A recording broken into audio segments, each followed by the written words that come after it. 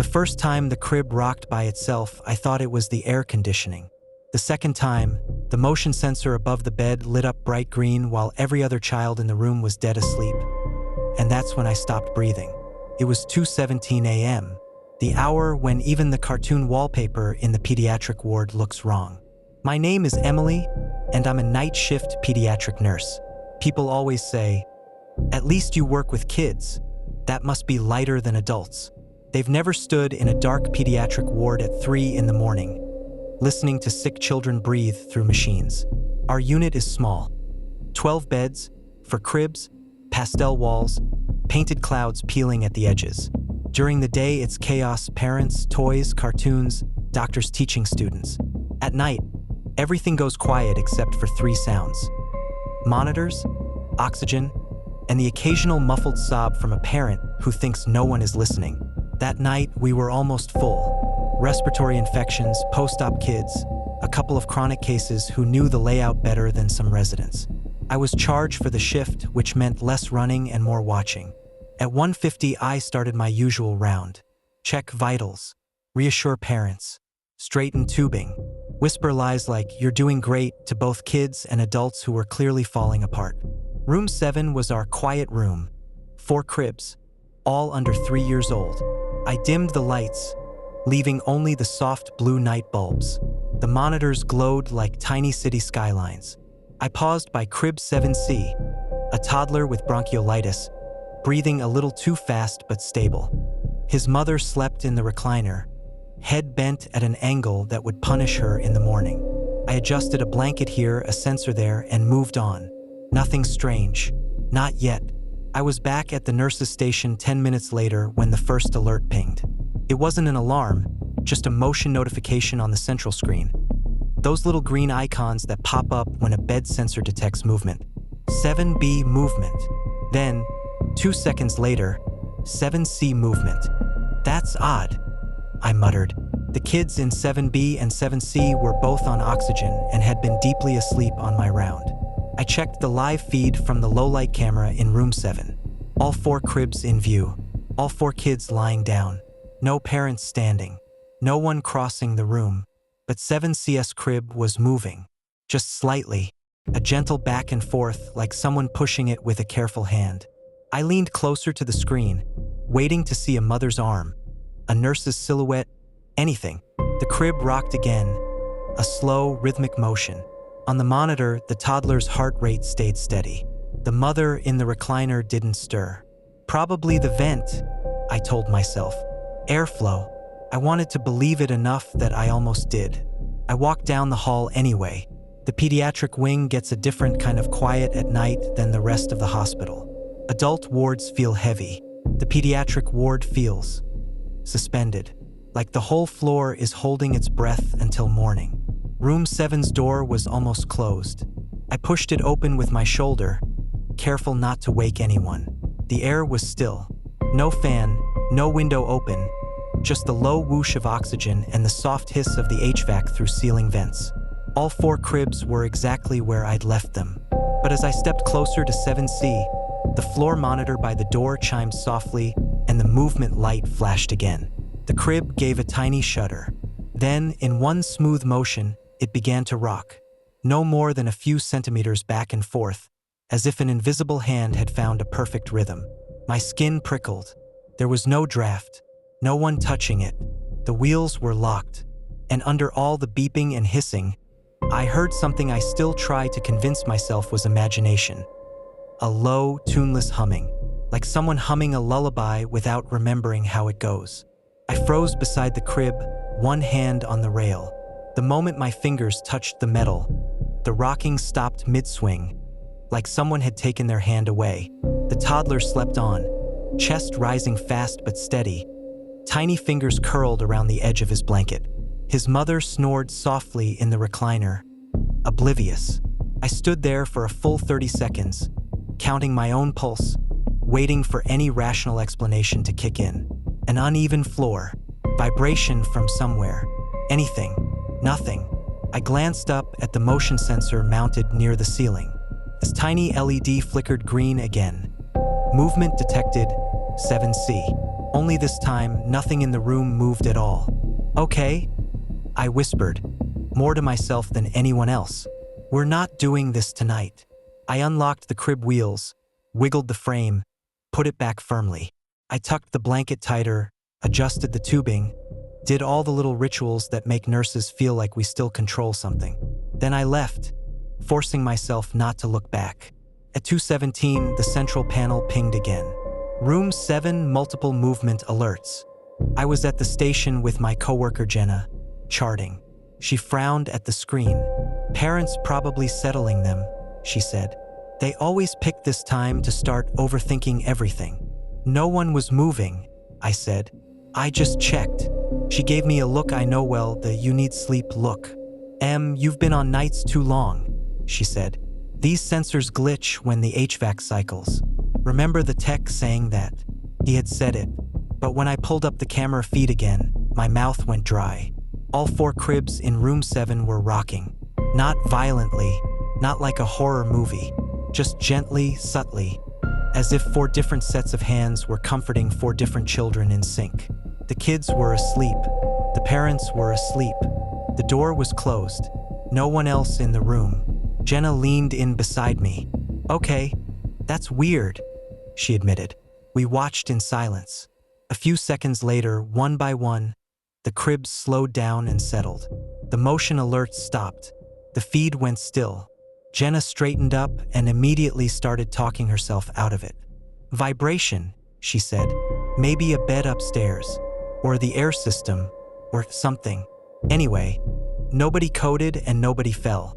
So I'm not writing an incident report about a possessed crib." I almost laughed. Almost. We got pulled into other tasks. Med passes, a kid with a pain spike, a worried father wanting to re-ask every question the doctor had answered at midnight. The night swallowed the moment like it always does. I might have let it go. Except the next shift, it wasn't just the cribs. 2 nights later, room 7 wasn't even full. Only 3 kids. 1 crib empty. I told myself I wasn't going to obsess over it. Then, around 2:10, the call light for room 7 chimed. I went in expecting a parent. Instead, I found all 3 children awake, sitting or kneeling in their beds, all facing the same corner of the room. Their parents were out cold. The toddler in 7C was sitting up, eyes wide, nebulizer mask hanging loose. He lifted one hand and pointed at the same empty corner the others were staring at. "Shoo!" he whispered to nobody I could see. "She's singing." I stood there, every hair on my arms standing up, listening. The monitors beeped, the oxygen hissed, and underneath it all, just at the edge of hearing, that same low, tuneless humming started again, coming from the exact corner every child was watching. The next morning, during handoff, I tested something. I waited until the day nurse finished complaining about night charting and said, as casually as I could, "Do the kids ever talk about a woman in a blue coat?" She froze for half a second. It was tiny, but I saw it. Then she shrugged, forced. "Kids say all kinds of things. Monsters, clowns, nice ladies. You know, they said she sings," I added, all looking at the same corner. "Then maybe someone should fix that corner," she muttered, and moved on to the next topic. Later, in the staff break room, I found an old photo pinned under a magnet on the fridge. It was faded, the colors slightly yellowed. Pediatric unit, 10 years ago, scrawled in marker at the bottom. In the center of the group was a nurse in an old-style uniform. Same wing, same hall. Her coat wasn't white. It was a soft, powdery blue. I tried to laugh it off. Hospitals have history. Staff come and go. Uniforms change. It didn't mean anything. Until the 3rd night, room 7 was full again. For cribs, for under 3s, all with something serious enough to keep them overnight. Around 1:45, I made a decision I knew I'd regret either way. I grabbed a rolling stool, my notebook, and a pen, and dragged them into room 7. No parents questioned it. Exhaustion makes people accept anything that looks like extra care. "I'll be in here for a while," I whispered, "just keeping an eye on everyone. Okay?" I positioned my stool under the least offensive fluorescent fixture, between 7B and 7C, where I could see all 4 cribs at once. I checked my watch. 1:58. I wrote in the notebook, no movement. All vitals stable. Parents sleeping. Room temp normal. 2:09. The first motion alert blinked on the wall panel near the door. 7A movement. The child in 7A rolled over in his sleep. Nothing unusual. Room doing its job, I muttered. Relax. Then, at 2:17 exactly, the room changed.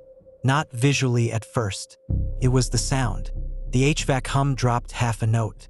The oxygen hiss became a little sharper. The monitor beeps felt slightly off rhythm, like a song played a fraction of a beat too slow. I looked up. One by one, the motion lights above each crib flicked on. Soft green circles, 4 in a row. All 4 cribs began to rock. Slow, gentle, perfectly synchronized. Every instinct I had screamed at me to stand up, to hit a code button, to get witnesses. I forced myself to stay seated, fingers digging into my knees. Stop, I whispered. I don't know who I was talking to. The toddler in 7C's eyes snapped open. He didn't look at me. He looked at the empty space between us, right where I could feel the air getting heavier. Hi, he said softly, to no one I could see. You came back. My throat went dry. Who came back? I asked, keeping my voice low. He smiled, a little drunken from sleep. The blue lady, he whispered. She said you were lonely. Across the room, 7B's oxygen monitor chimed a tiny warning. Saturation dipping. 7D's heart rate nudged up. Nothing critical, just enough to pull a nurse's attention away from subtle things. A sound rose in the center of the room, not from a corner, not from a vent. It was all around me.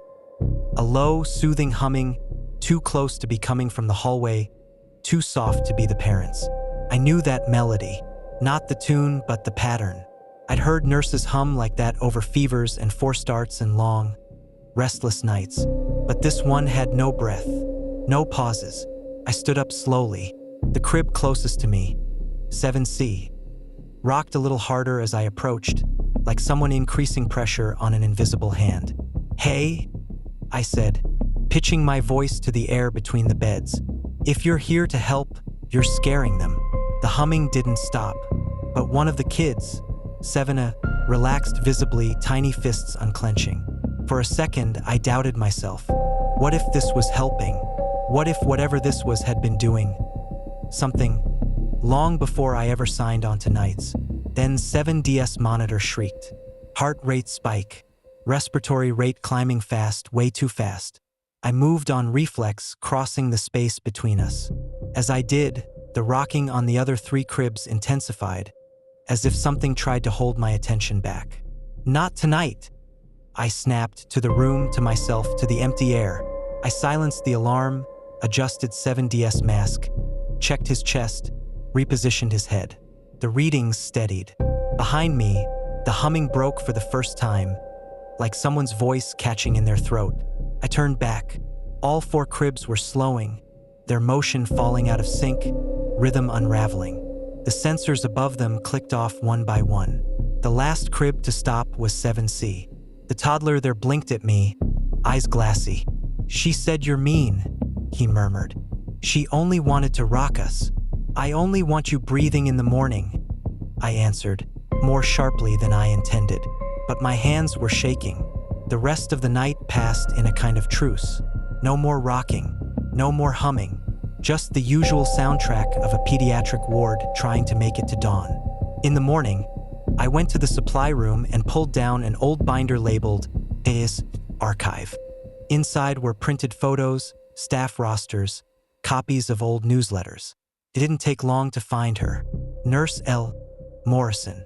Pediatrics. Night shift. Thin face, tired eyes, powder blue coat in every picture.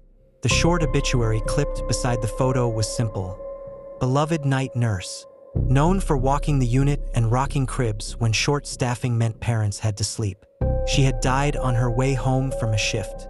Car accident. I read the lines twice. There was no mention of her coming back. No mention of beds moving on their own. I asked the oldest nurse on staff about her later. She didn't know how to rest. the older nurse said quietly. Always humming, always rocking someone's baby so a mother could sleep. We used to joke she'd haunt the cribs before she'd ever leave this place. She laughed once, but there was no humor in it. Some nights, she added, almost too soft to hear. I wonder if that joke landed a little too well. I still work pediatrics. I still take night shifts. Room 7 isn't on any special list. No one has closed it down. That's not how hospitals work. Beds are beds. Cribs are cribs. But I've noticed something. If I make my rounds just before 02:15, if I check every monitor, adjust every blanket, put a hand briefly on each tiny shoulder and whisper, I see you, I've got you, they're not alone. The cribs don't rock as much. The humming, when it comes, stays farther from the beds and closer to the door, like someone pacing the hall instead of leaning over their pillows. If this story makes you think twice about how quiet a pediatric ward really is at night, don't forget to like this video, subscribe, and turn on notifications so you don't miss the next shift. Tell me in the comments, if your child's crib started rocking by itself at 2 a.m. in a hospital, would you stay in the room or hit the call button and look away? Sleep if you can. I'll be waiting for you on the next night shift. Stethoscope Crescent Moon.